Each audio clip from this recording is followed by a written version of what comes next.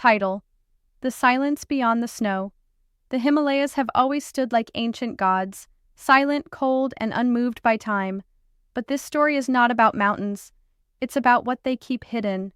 In 1891, a quiet man named Arun Banerjee arrived in a remote village near the base of Kanchenjunga, the third highest peak in the world.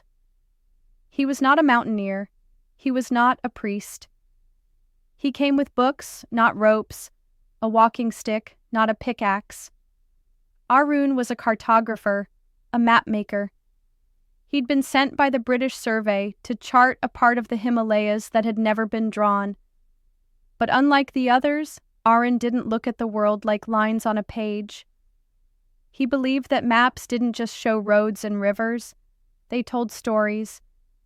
And the Himalayas had never told theirs. The village was called Tarabari, Star Path in the old tongue. Just 24 homes, huddled in silence, perched on a cliff where clouds came to sleep. Arun found lodging with an old woman named Nima. Her house was built of stone, low and warm, and smelled of burning juniper. She said little. Most of the villagers did not speak at all. They had a strange reverence for the mountain. Children were not allowed to point at it. Whistling was forbidden at dusk, and every morning a white scarf was tied to a wooden post at the village edge, always facing the peak, as if in apology. Arun asked why, but Nima would only say, "The mountain listens, and it remembers." He began his work, sketching ridgelines, tracing river bends. Each day he'd walk higher into the foothills, alone except for a stray dog that had begun to follow him. It was small, black-furred, with odd, pale eyes, like it had seen too much snow. One day, after a storm, Arun found a cave half buried under a drift. Inside were carvings, not of gods or demons, but of stars, hundreds of them. A spiral of constellations etched by hand, so precise it made his skin shiver. He copied them into his journal. That night the dog refused to enter his room. It stood at the door, trembling.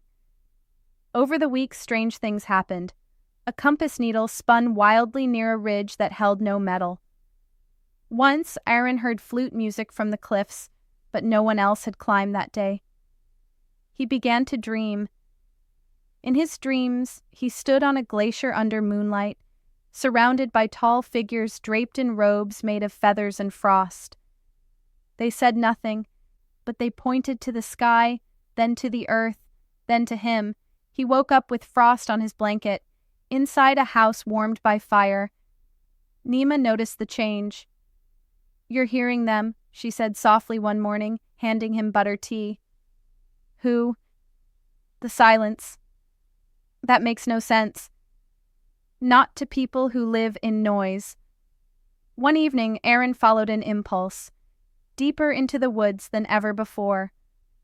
The snow was fresh and heavy, but the moon was full, lighting his way. The dog followed. At the edge of a frozen lake, Arun stopped. The surface reflected stars so clearly he wasn't sure which way was up. He felt it again, that presence, but it was not malevolent. It was waiting. And then, across the ice, he saw her, a girl, maybe 10 years old, wearing no shoes, hair white as snow, skin too pale for a living child. But her eyes were ancient. She didn't speak. She only walked to the center of the lake, pointed down, and vanished. The ice beneath her feet never cracked. Arun returned to Tarabari and asked Nima about her.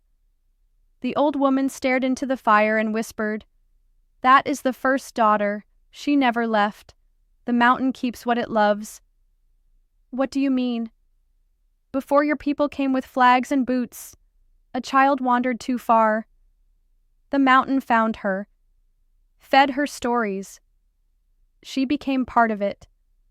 You saw her because it wants you to listen." In the days that followed, Arun stopped drawing paths. He began recording dreams. Not dreams he had, dreams the mountain gave him.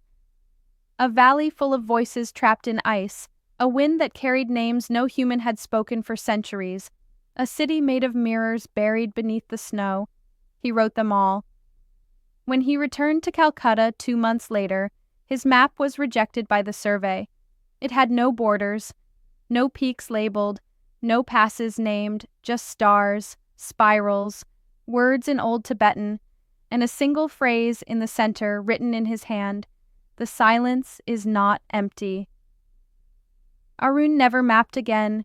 He became a teacher, a quiet one, but those who knew him said he would sometimes pause mid-lesson, stare out the window, and smile, as if remembering something not from this world. When he died, his journal was found beneath his pillow. The last page was blank, except for the outline of a mountain, and the faint shape of a hand pressed in snow